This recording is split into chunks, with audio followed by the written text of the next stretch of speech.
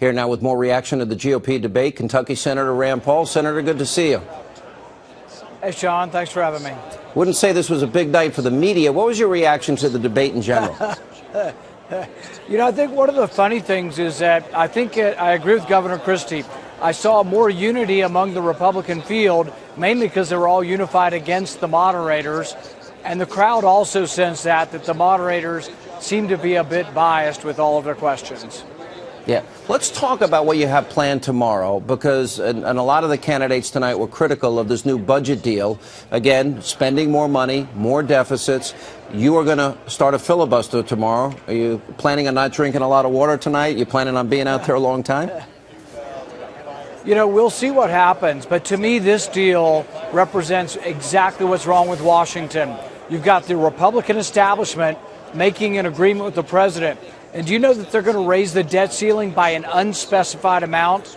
So they're giving the power to President Obama in his final year to spend whatever he wants to spend. No limits. There'll be no limit on the debt ceiling when this passes. This is horrendous. Every conservative in the country ought to be up in arms. And I ask them, call your congressman. The next logical question, though, is why have Republicans allowed this to happen? John Boehner is going to leave his job as Speaker, and Paul Ryan will be the new Speaker tomorrow. But since he's been Speaker, the debt has gone up $4.1 trillion. That doesn't sound like a party of limited government to me. It bothers me also. And Paul Ryan's going to vote for this increase in the debt, which is an unlimited increase in the debt.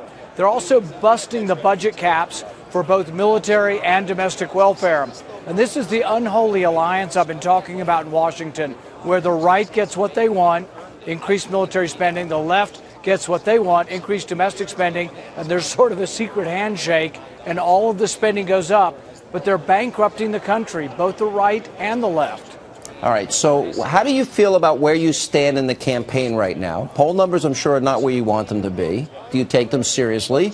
And how do you get your poll numbers up, and how do you get at the top of this race?